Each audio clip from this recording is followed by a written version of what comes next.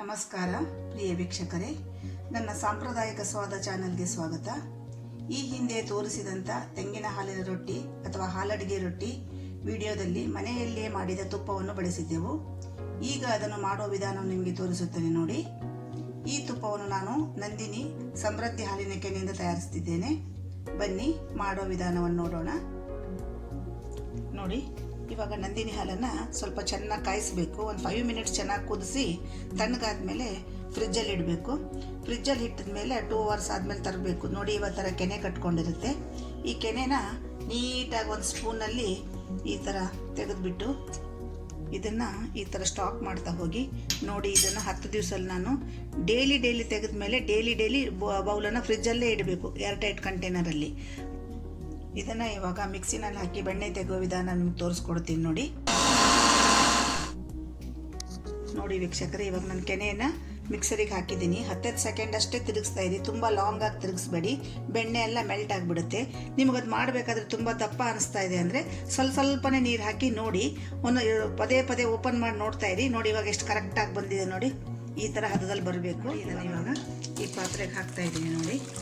ನೋಡಿ ಎಷ್ಟು ಚೆನ್ನಾಗಿ ಬೆಣ್ಣೆ ಬಂದಿದೆ. ನೋಡಿ ಎಷ್ಟು ದಪ್ಪಾಗಿ ಬಂದಿದೆ, ನೀಟಾಗಿ ಕರೆಕ್ಟಾಗಿ ಹದದಲ್ಲಿ ಬಂದಿದೆ. ಇದನ್ನು ಮುಂದೆ ಹೇಗೆ ತುಪ್ಪ ಮಾಡುವುದನ್ನು ತೋರಿಸ್ಕೊಡ್ತೀನಿ. ಇವಾಗ ನೋಡಿ, ಮಿಕ್ಸಿನಲ್ಲಿ ಹಾಕಿ ರುಬ್ಬಿದ್ದೀನಿ. ನೀವು ಎಷ್ಟು ಕ್ವಾಂಟಿಟಿ ಕೆನೆಯನ್ನು ಸ್ಟೋರ್ ಮಾಡಿದರೆ ಅದ್ರ ಮೇಲೆ 2 ಸಲ 3 ಸಲ ಮಿಕ್ಸಿನಲ್ಲಿ ಹಾಕಿ ಗ್ರೈಂಡ್ ಮಾಡ್ಕೋಬೇಕು. ಇವಾಗ ಮಾಡಿರೋ ಬೆಣ್ಣೆನ ನೋಡಿ ಇವಾಗ ಹಾಕ್ತಾ ಇದ್ದೀನಿ. ನೋಡಿ ಏನಿಲ್ಲ ಅಂದರೂ ಒಂದು 10 ಡೇಸ್ ನೀವು ಚೆನ್ನಾಗಿ ಸ್ಟಾಕ್ ಮಾಡಿದ್ರೆ ಒಂದು 1/2 kg ಬೆಣ್ಣೆ ಈಸಿಯಾಗಿ ಬರುತ್ತೆ. ಮುಂದೆ ನೋಡಿ ತುಪ್ಪ ಕಾಯಿಸೋ ವಿಧಾನ ನಿಮ್ಗೆ ತೋರಿಸ್ಕೊಡ್ತೀನಿ. ಇವಾಗ ನೋಡಿ, ಈ ಥರ ಬೆಣ್ಣೆ ತೆಗೆದಿದ್ದೀವಲ್ವಾ, ಇದನ್ನು ಈ ಥರ ಒಂದು ಬೌಲಲ್ಲಿ ಶುದ್ಧವಾದ ನೀರು ಇಟ್ಕೊಳ್ಳಿ. ಅದರಲ್ಲಿ ನೋಡಿ ಈ ಥರ ಬೆಣ್ಣೆನ ಹಾಕ್ತಾ ಇರಿ.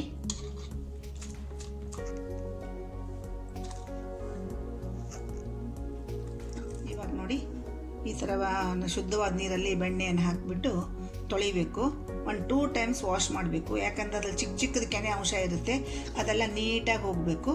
ಆಮೇಲೆ ನೋಡಿ ತೋರಿಸ್ತೀನಿ. ನೀರೆಲ್ಲ ತೆಗೆದುಬಿಟ್ಟು ಇನ್ನೊಂದು ದಪ್ಪಗೆ ತಳ ಇರೋ ಪಾತ್ರೆಗೆ ಹಾಕಿ ತುಪ್ಪವನ್ನು ಕಾಸ್ಕೋಬೇಕು. ಬಾಣಲೆಯನ್ನು ತಗೊಳ್ಳಿ, ಉರಿ ಹಚ್ಕೊಂಡಿರಿ, ತೊಂದರೆ ಇಲ್ಲ. ಇವಾಗ ಮಾಡಿದ್ವಲ್ಲ ಈ ಬೆಣ್ಣೆನ ನೀಟಾಗಿ ಹಾಕಬೇಕು. ಕೆಳಗಡೆ ನೀರಿನ ಅಂಶ ಇದ್ರೆ ಹಾಕೋದು ಬೇಡ. ನೋಡಿ ಈ ಥರ ಎಷ್ಟು ಚೆನ್ನಾಗಿ ಕಾಣಿಸ್ತಾ ಇದೆ ನೋಡಿ. ಪ್ಯೂರ್ ನಂದಿನಿ ತುಪ್ಪ ಥರ ಇರುತ್ತೆ.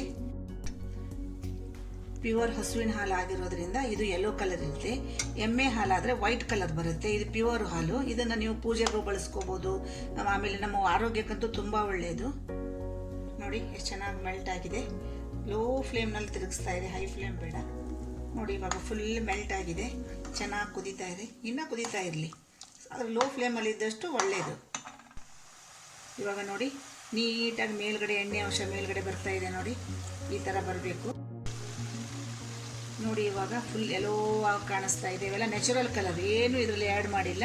ಇವಾಗೆಲ್ಲ ನೋಡಿ ಎಣ್ಣೆ ಅಂಶ ಎಲ್ಲ ಮೇಲೆ ಬರ್ತಾ ಇದೆ. ಇವಾಗೆಲ್ಲ ಅದು ಕೆನೆ ಅಂಶ ಇದೆ ಅಲ್ವ, ಅದೆಲ್ಲ ನೀಟಾಗಿ ಕೆಳಗಡೆ ಕುತ್ಕೋಬೇಕು. ನೋಡಿ ಇವಾಗ ಈ ಥರ ವೈಟ್ ಎಲ್ಲ ಇದೆ ಅಲ್ವ, ಇದು ನೀಟಾಗಿ ಕೆಳಗಡೆ ಕುತ್ಕೊಳ್ಳುತ್ತೆ. ಅದೆಲ್ಲ ಚೆನ್ನಾಗಿ ರೆಡ್ಡಾಗಿ ಬರಬೇಕು. ಬಂದಮೇಲೆ ಈ ಮೇಲ್ಗಡೆ ತುಪ್ಪದ ಅಂಶ ಅಷ್ಟು ಚೆನ್ನಾಗಿ ತೇಲುತ್ತೆ. ನೋಡಿ ಇವಾಗೆಲ್ಲ ಜಿಡ್ಡಿನ ಅಂಶ ಎಲ್ಲ ಕೆಳಗಡೆ ಕೂತ್ಕೊಂಡು ಮೇಲೆ ತುಪ್ಪದ ಅಂಶ ಅಷ್ಟೇ ತೇಲ್ತಾ ಇದೆ. ನೋಡಿ ನಿಮಗೆ ಇವಾಗ ಕಾಣಿಸ್ತಾ ಇದೆ. ನೋಡಿ ಇವಾಗ ಇದನ್ನು ಹೀಗೆ ಬಿಟ್ಬಿಡಿ, ಆಫ್ ಮಾಡಿಬಿಡಿ. ಯಾಕಂದರೆ ಪಾತ್ರೆ ಬಿಸಿ ಇರೋ ಕಾರಣ ತುಂಬ ಲೇಟಾಗಿ ಆಫ್ ಮಾಡಿದ್ರೆ ಎಲ್ಲ ಬ್ಲ್ಯಾಕ್ ಆಗಿಬಿಡುತ್ತೆ. ಇಷ್ಟು ಸಾಕು, ಕರೆಕ್ಟ್ ಹದ ಆಗಿದೆ. ಇದನ್ನು ಸೋಸಿಟ್ಕೊಂಡು ಬಾಟ್ಲಲ್ಲಿ ಹಾಕಿಟ್ಕೊಂಬಿಡಿ. ಇದು ತುಂಬ ಪೌಷ್ಟಿಕವಾದದ್ದು. ಯಾಕಂದರೆ ಹೋಮ್ ಮೇಡ್ ತುಪ್ಪ ಸಿಗೋದೇ ಕಡಿಮೆ. ನೋಡಿ ಇವಾಗ ಫ್ಲೇವರ್ಗೋಸ್ಕರ ತುಳಸಿ ಸೊಪ್ಪಿನ ಹಾಕ್ಬೋದು. ಆಮೇಲೆ ವೀಳ್ಯದೆಲೆ ತೊಟ್ಟಿರುತ್ತಲ್ಲ, ಅದನ್ನು ಸಹ ಯೂಸ್ ಮಾಡ್ಬೋದು. ಇದರಿಂದ ಚೆನ್ನಾಗಿ ಅರೋಮಾ ಬರುತ್ತೆ. ನಾನು ಒಂದು ಸ್ಟೀಲ್ ಬಾಕ್ಸ್ನಲ್ಲಿ ಸೋಸ್ಕೊಳ್ತಾ ಇದ್ದೀನಿ. ನೋಡಿ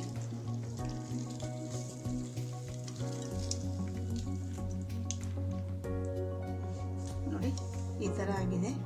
ಇವಾಗ ಇದನ್ನು ಸಂಪೂರ್ಣವಾಗಿ ತೊಳಿಲಿಕ್ಕೆ ಬಿಡೋಣ. ನೋಡಿ ವೀಕ್ಷಕರೇ, ನಾವು ತಯಾರಿಸಿದ ಶುದ್ಧವಾದ ತುಪ್ಪ ತಯಾರಾಗಿದೆ. ಮನೆಯಲ್ಲಿ ಸಹ ನೀವು ಇದೇ ವಿಧಾನವನ್ನು ಬಳಸಿ ಈ ತುಪ್ಪವನ್ನು ತಯಾರಿಸಿಕೊಳ್ಬೋದು. ಪ್ರಿಯ ವೀಕ್ಷಕರೇ, ಈ ವಿಡಿಯೋ ನಿಮಗೆ ಇಷ್ಟವಾದಲ್ಲಿ ಲೈಕ್ ಮಾಡಿ, ಶೇರ್ ಮಾಡಿ, ಹಾಗೂ ನಿಮ್ಮ ಅನಿಸಿಕೆಗಳನ್ನು ಕಾಮೆಂಟ್ ಮುಖಾಂತರ ತಿಳಿಸಿ. ಮತ್ತು ನಮ್ಮ ಚಾನಲನ್ನು ಸಬ್ಸ್ಕ್ರೈಬ್ ಮಾಡಿ. ಇನ್ನೂ ಹೆಚ್ಚಿನ ವಿಡಿಯೋಗಳಿಗಾಗಿ ಬೆಲ್ ಐಕಾನ್ ಕ್ಲಿಕ್ ಮಾಡಿ. ಮತ್ತೊಂದು ಹೊಸ ರುಚಿಯೊಂದಿಗೆ ಮುಂದಿನ ವಿಡಿಯೋದಲ್ಲಿ ಭೇಟಿಯಾಗೋಣ. ಧನ್ಯವಾದಗಳು.